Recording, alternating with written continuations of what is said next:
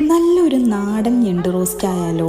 എന്നാവാ ഞാൻ എൻ്റെ റെസിപ്പി കാണിച്ചു തരാലോ. ഒരു മൺചട്ടിയിൽ വെളിച്ചെണ്ണ ചൂടാക്കി ഉലുവ, കുഞ്ഞുള്ളി, വലിയുള്ളി, ഉപ്പും കൂടി ചേർത്ത് മിക്സ് ചെയ്യാം. കൂടെ ക്രഷ് ചെയ്ത ജിഞ്ചറും ഗാർലിക്കും ഗ്രീൻ ചില്ലിയും കൂടെ ചേർത്ത് മിക്സ് ചെയ്യാം. എല്ലാം കൂടെ ഒന്ന് സോട്ടായിട്ട് വരുമ്പോൾ റോസ്റ്റിലേക്ക് ആവശ്യമായിട്ടുള്ള പൊടികളായ മഞ്ഞൾപ്പൊടി, മുളക് പൊടി, മല്ലിപ്പൊടി, കാശ്മീരി മുളക് പൊടിയും കൂടെ ചേർത്ത് പൊടികളുടെ റോസ് സ്മെല്ല് പോണ വരുന്ന റോസ്റ്റ് ചെയ്തിട്ട് അതിലേക്ക് നമ്മളെ മെയിൻ താരമായ ഞണ്ടും കുരുമുളകും വലിയ ജീരകം ക്രഷ് ചെയ്തതും തക്കാളിയും കൂടെ ചേർത്തൊന്ന് മിക്സ് ചെയ്ത് ചൂടുവെള്ളം കൂടെ ചേർത്ത് അടച്ചു വെച്ച് വേവിക്കും. ഫ്ലെയിം കുറച്ച് വെക്കാൻ മറക്കരുതേ.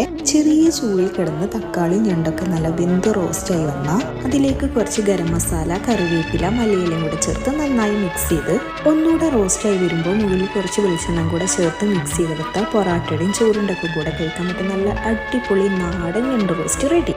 അപ്പോൾ എല്ലാവരും നല്ല ഹാപ്പി ആയിട്ടിരിക്കുക.